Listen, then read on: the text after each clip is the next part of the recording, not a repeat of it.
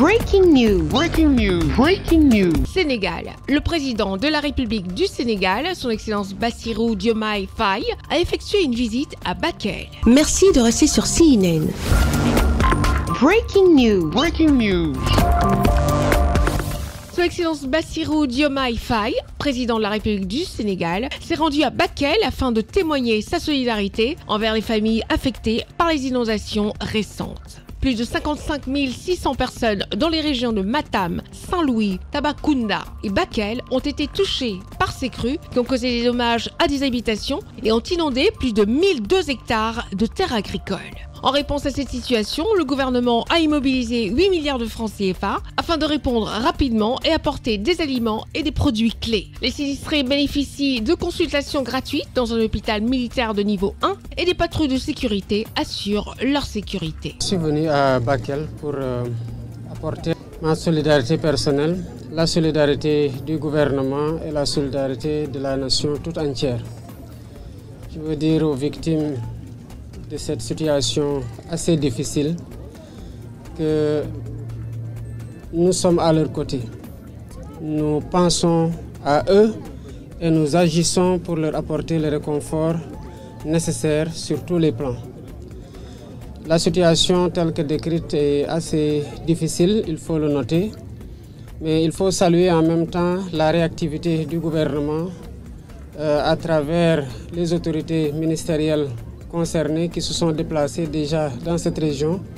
Je veux nommer le ministre de l'Intérieur accompagné du ministre de la Famille et des Solidarités.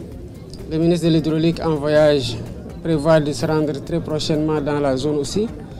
Et de noter aussi la mobilisation des forces de défense et de sécurité qui ont réussi à installer dans les délais records un hôpital militaire de niveau 1 et se déplacent même en pirogue pour aller soigner jusque dans les villages les plus inaccessibles. Je pense que c'est des efforts notables qui ont été déployés ici. La situation sur le plan de l'assistance des vivres, des gîtes pour les familles qui ont souhaité être relogées, parce qu'il y en a qui ont voulu rester dans leur maison mais en allant en hauteur, dans la mesure où ça a été possible. Les familles sinistrées qui ont souhaité être logées ont été logées. Les vivres continuent de leur être apportés. Des kits solaires arriveront bientôt.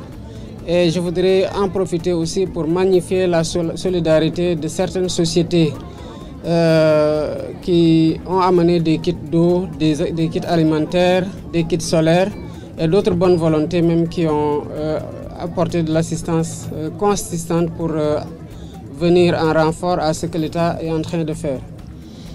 Je veux dire aux populations, où qu'elles soient sur le territoire national, nous aurons notre solidarité permanente et notre action chaque jour renforcée pour leur apporter le soutien et le réconfort nécessaire. Et évidemment, le gouvernement ne va pas s'en tenir à gérer cette situation-là.